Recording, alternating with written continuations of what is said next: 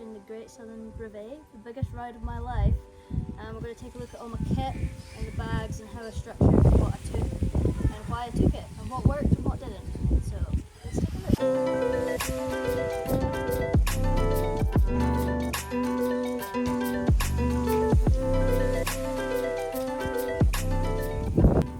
Come on, come and have a look, don't be shy.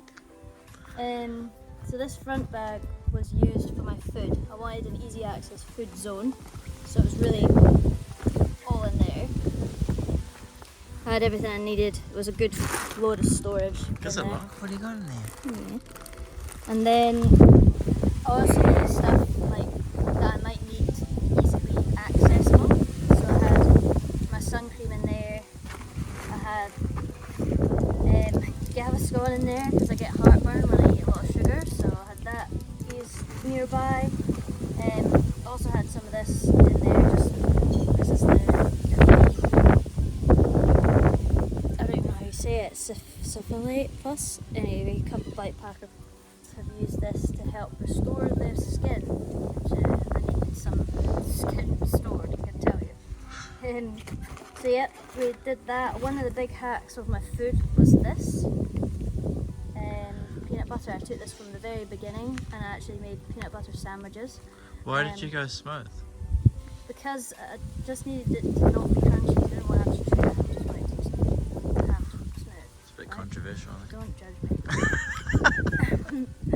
And I can't smile still because I've got cracked lips. They got really wrecked in the sun, so I have to just spit like this. Stop making me laugh. But this was really good because when I did my trial mission, I was missing something. I wasn't all about the sugar. I needed something else, and what it was just this, high calorie, salty, but got good fats and stuff in it. So not only did I put this on sandwiches, but sometimes I'd just slurp straight from the top of that, and it was just, I don't know what it was about it. It was just exactly what I needed. So we had all the food up front here, and I'd just put it in like that. I'd use these side pockets, so we had a lot of rain and snow. I'd use these side pockets to dangle my gloves out like this. So as I was riding along, they'd dry out, because these are my warm winter gloves that I actually went specifically to get. I thought about maybe not taking them, but I'm so glad I did. Actually essential. But once they got wet, I would then not have warm gloves. So it was really key for me to keep these dry, because if another weather storm came in, I would need them to be working as functioning. So that would sit in there like that, and then I'd use the other pocket for rubbish. So when I finished having a bar or having a Red Bull, I'd just stuff it inside there. It meant that when I got to a town or a bin, I could just quickly take it out, stuff it in the bin, and that made that transition really effective. But these side pockets were also extra for putting bottles in. I could put Powerade or anything else in each side so that I could just have extra water carrying potential, basically. Then we've got the light here, got my Garmin, and these are all quite centralized. This was kind of difficult actually with this in the way. Couldn't really see. I had to keep, when I was riding with the light on, I had to push this down. Then we move into the middle bag. So I've got my full water capacity here. That's two 750ml bottles. In there I've got a normal tube, and then at the top here I had all my electrical stuff. Now there's only one of these in here at the moment, but I actually had 3 of them, and that I didn't even use all 3 of them. So I had enough with 3 battery packs to charge my light. Charged the light quite a few times. I charged the Garmin 3 or 4 times, and obviously my phone. We did have a bit of drama where my phone cable maxed out on me, so that actually was no good to me, so I had to get another cable. So in the future, if I was somewhere more remote, I'd probably take 2 cables of something that's really essential, just in case something like that happens again. Because yeah, that had all the information on where all my stops were and stuff like that, even though I had it kind of in my brain. It's important not to be without, especially the Garmin. I definitely would want 2 of those cables, because if you don't have your navigation, you don't know where you're going. So we had that. I've got this lube. I wanted a small bottle of lube. when I did my trial mission, I realised that it was actually essential because we go through so many river crossings and the chain just dries out so quickly. So I wanted that easily accessible when I stopped, so it was just a quick thing to add into a stop. I could just stop quickly, put that back on, put it back in. In this bucket here, I had these gloves just in case. So it's just like surgical gloves. I've used these several times when racing as another extra layer, so if those were wet I could wear my normal gloves, put these on top or underneath and just have an extra layer of waterproof, sort of windproofness. I also took this duct tape with me because it's just a very handy thing to have. You can fix a lot of stuff with duct tape. It's like, okay, my shoe's blown out but I've got duct tape, I can still tape it together. My Garmin's also missing its weather docket thing, so I had to keep putting it on top of that to keep the water out of the charging port. I also took these electrolyte tablets. These are Rhino Power electrolytes, and I used these quite a few times, especially on the first day. It was really hot. The salts are really, really important. You can drink a lot of water, but if your salts aren't good, then you're not going to be consistent, or you'll start to feel rubbish, but actually it's just because you've not had enough salts. So on one of the days I had to push really hard and I started to nearly cramp. Took 3 of these. No worries. Also, because I've been filming the whole thing, had another memory card with me inside this, so that I could swap it out once I used up the other memory card. In future I'll just have one massive one, but that was just what I had at the moment.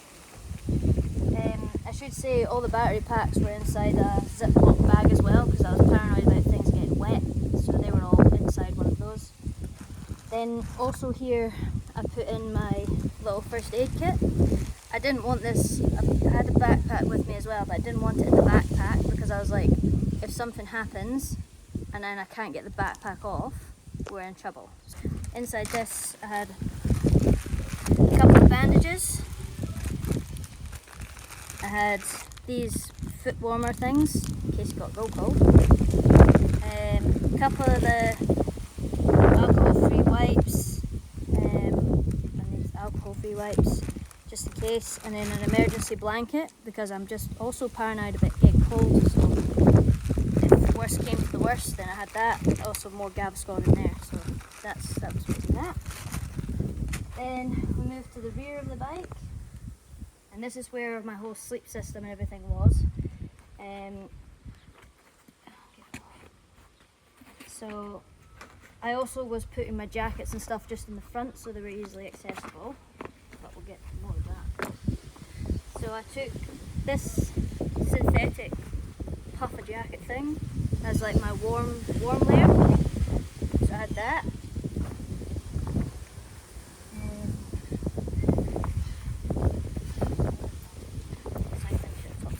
So that actually lived inside this waterproof bag, and it also had my Thermarest patches in case I put a hole in my Thermarest, as well as this bag to pump up the Thermarest. We'll get to what I actually used to pump up the Thermarest in a minute. So they were in there, that was all in that double dry bag just in case, because I don't want that to get wet because that needs to keep it warm. These are my spare socks, they were just shoved in there because it was the last day. Don't need these anymore. These are the waterproof trousers. Super lightweight, they're not very breathable at all, but I just needed them to keep me dry and warm, and I used them multiple times. In this dry bag I have my what I was sleeping in. So we've got a thermal top here, and we've got thermal bottoms as well.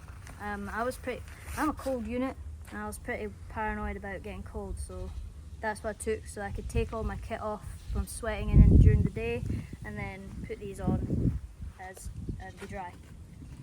Next, I've got the sleeping bag, borrowed, thanks very much. In fact, most of my bag, well, all my bags are borrowed. So this is a sleeping bag, down one, worked really well. I was cozy, which is great because I'm freezing all the time, so that went well. Then this, like you can tell, it was the last day because I didn't bother to put it in the bag. So this was the sleep system. Now I wanted this to be as efficient as possible, so the Brevet bag actually has the mat inside it. So I just like launch it out.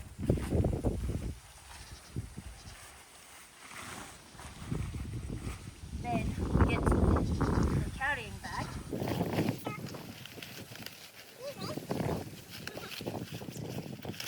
Usually these two layers would be in here as well, but it was the last day, I just wanted them off me, it's not a big deal. So that's my waterproof jacket that I had with me, Gore-Tex, did the job. And then I also had this other cycling top layer that's like a sort of fleecier, warmer layer, just to have on as another warm layer to then complement the puffer jacket. I think in future I'd want a thinner one of these. This was quite bulky and big, and I reckon you could get something that was more compact but still did the same job. So I have a little mini pump. It must be in my car. It's quite impressive though. What? We should see it. Yeah, we'll find the pump. We'll come back to the pump. But there is a tiny wee pump that pumps that up. And it was amazing. Could pump it up and deflate it as well, which was just perfect. Thanks Dad, he got it for my Christmas last year. So that was awesome. Now in this bag that I was wearing, I really wanted to have things that I didn't need urgently. And there was stuff that I could just have in the back here. So I had a towel with me because there was rain forecast for overnight, and I was just like, if I get back and I'm in my wet kit, I'm going to want to just quickly dry off, put my thermals on and jump in the sleeping bag. So I had that, and I used that every night actually, even just to like wet it and wash myself a little bit, because I had packed baby wipes but then left them in my car, so that was a nightmare, but I had my wee towel, so that's fine. Then I had the remaining cables that I wasn't using, so I've got GoPro charger for the batteries, GoPro cable, and then the cable, my second cable for the Garmin, so I did bring two of those cables. Then we had my wonderful head torch that Matt got me for my birthday, and it was awesome. I realised on this trip that I can't use my light when it's charging, so a couple of times I needed it and I had to charge it, so I was using this in the meantime. This was brilliant because it meant when I was setting up camp I had light on my head, could just get things done easy peasy, so that was awesome. We have my rag for wiping my chain or anything else, like if I needed to wash the bike or anything, I had my little rag. Paracetamol for once I got in a lot of pain. Did you use any of those? Yep, I did. Right, so this is my little tool bag. So I had a pump in there. I had the charger for the Axis battery. This is a chain tool for the chains, in case I went through one. What's that? Nothing of use. These are wee doodads to go on my other bit of the tool, which should be in here. Goes in there. That's the T25. I wanted one that had a bit more leverage to it than my other wee mini tool. Got this, which is the pokers for the tyre. Got billions of them in there. Billions. And then also the tyre lever and the patch kit and everything. So I was really well covered. Also had a super lightweight tube. So I had two tubes. I had the big heavy tube and I had the normal tube. Well, I had a super lightweight tube. And we also had this fast charger for if I did stay anywhere or if I was in a cafe and needed to charge something.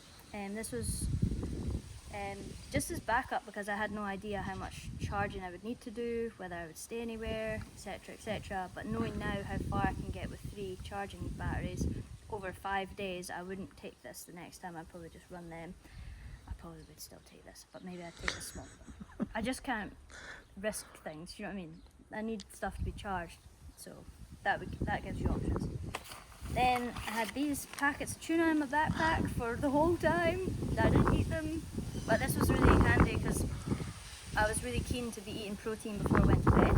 So just having something that's just going to be really good for you as backup if you miss a supply, if a day takes longer, if you're stuck out in the mountains or whatever, having something real decent to eat that's going to pack a punch was pretty key for me. So that was in the back there.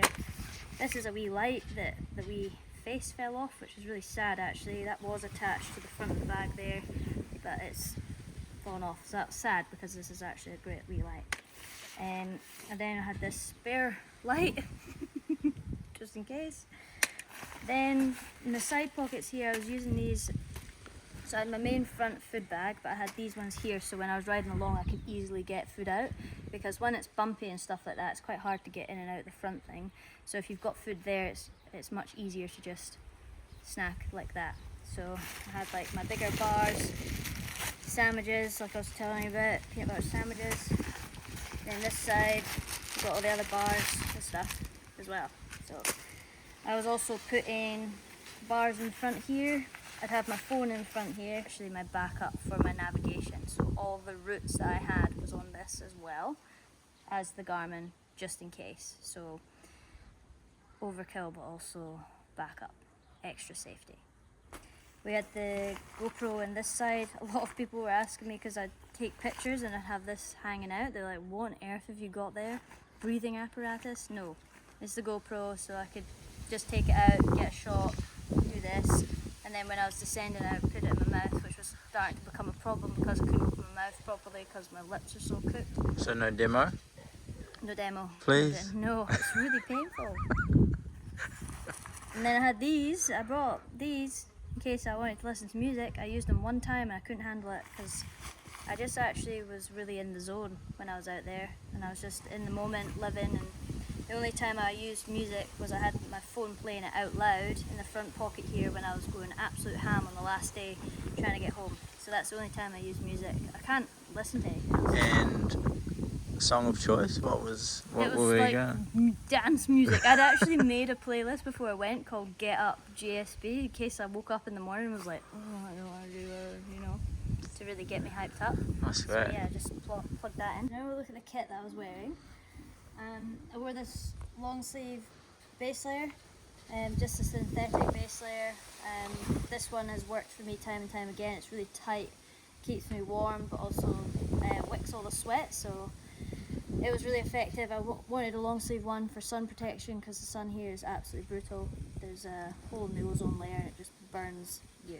So I wore that all the time. Sometimes it got a little bit too hot, but I didn't want to have to stop and take it on and off because I was riding in the morning. It was cold and then it was cold in the evenings, so I just kept that on pretty much the whole time. There was only one day I took it off. I then wore this cycling top, the short sleeve number. I like the colour a lot. Who's your favourite? It's one of my favourites, yeah. I've got another map top that I like as well. It's a small rather than extra small, so it's a wee bit more comfortable to wear, not too tight. And in the back, I've got back pockets, so this was just extra room for carrying more food if I needed it, or just any sort of capacity just in case, or whatever. I had this little windproof Houdini jacket. It's just a light, super lightweight layer, just as something to go on top for when it cooled down or whatever. That actually stinks. It's only now when you come away from it you can actually smell how bad things smell. So that was there, and then I've got a set of normal gloves in the back pocket as well. It was good to keep these in the back pockets and stuff because if it got wet, then I would put a jacket on and these would stay dry because they were in my back pocket. Also then easily accessible. I then had these shorts. They're little Rafa cargo shorts, but they've got no bibs, and I wanted to have no bibs so that I could easily go to the toilet. I wanted my stops and everything to be as efficient as possible, and if I have bibs I've got to take off all my tops and the bag I had as well, which would take time, and also when you're tired you're like, oh, do that. So that made it really efficient. I also had this Allen key in this pocket at all times just in case I needed to quickly tighten something if something came loose. I wanted, again, it's just all about efficiency, so I wanted that close by, so that was always in my side pocket. These side pockets are handy just for any little bits and pieces as well. I then had these leg warmers. Again, same situation as the arm warmers as the base layer.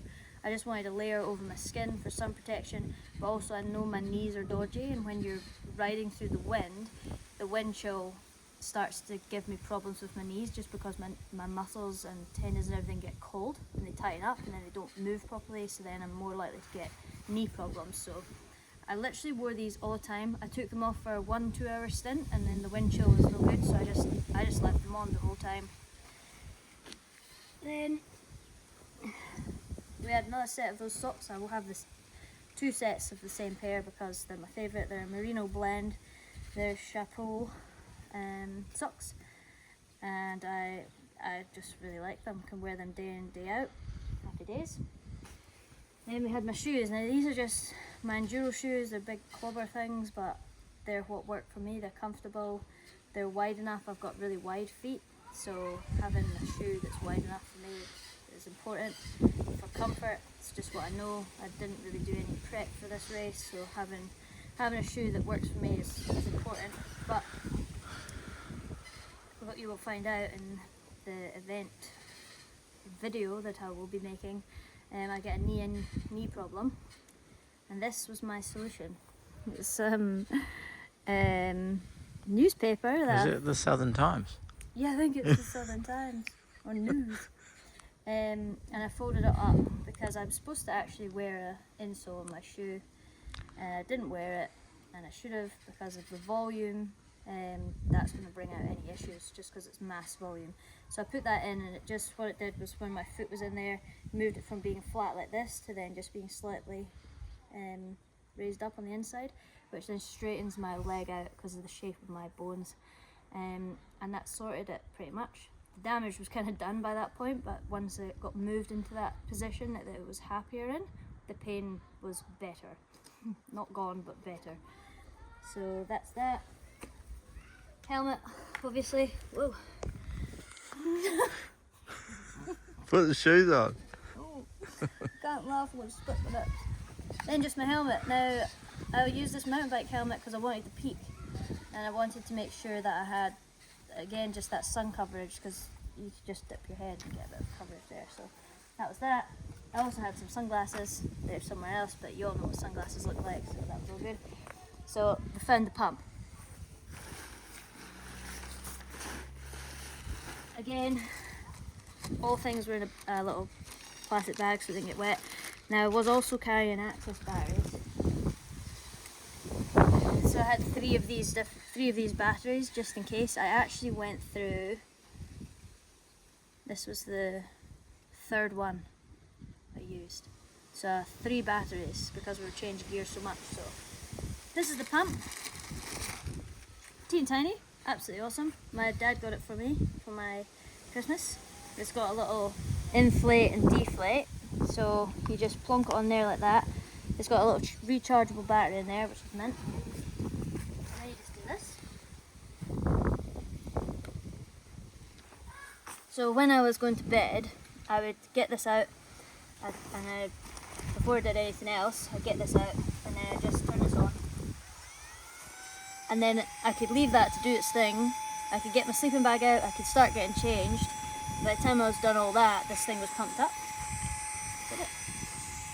So that's it. And then to deflate it, you just plonk that on the other end. So that's it. That's everything I had with me. Oh, this also had 2 litre water carrying capacity in the back here. So I had a total of like 3.5 litres, but if I put bottles on the front there, it was about 4 litres worth of water I could take with me. So that's it. And with all your kit, would you change anything? Like, could you get cold at night? I know when I sleep in a bivvy bag, I sweat. Like it's always condensates. Like, did you have issues like that? No, I wasn't sleeping very long though. I was only sleeping for about 4 hours. The last night was slightly damp, but no, it didn't really bother me. We were very lucky not to get rain. If we got rain, I would have been not very happy. But setup wise, the only thing I'd change is this bag at the back. It's a big challenge. As a small unit, this has to go so far back because I've got really not a lot of space here. If I use a bag that attaches here, and then I've got the suspension, it actually hits off the tyre. This system was... It's pretty close, hey? See the flex in that? Yeah. It was actually bashing off the tyre, and I was quite worried about puncturing actually with it, but it was fine. But there was a lot of flex in that, and it was whacking off the tyre, whacking off the wheel. It was kind of annoying. So I'd want to try and change that setup, but we're just so restricted with the amount of space here with the saddle and things. So I'm not sure how I would go about that. But You could just slow down. never. No, I was so excited about the descents. It was so fun, and everything was wobbling around all over the back. But all the equipment on this bike worked perfectly. I'd probably want some bigger rotors, because when you're going downhill for 18,000 meters, it's a lot of meters to descend. So I actually had to initiate 2 to 3 finger braking to try and slow down, because the weight of the bike and then me and tiny wee rotors and stuff. So yeah, but all in all, I didn't feel like I was missing anything. I didn't feel like I needed more layers. I just probably changed this one to be a lighter weight, more effective layer rather than so bulky. But yeah, for this event, I'm pretty happy with that. But if there's anything you think I was missing, you can tell me in the comments. People, thanks. And stay tuned, because the full video from the event will be out very, very soon. Thank you for watching.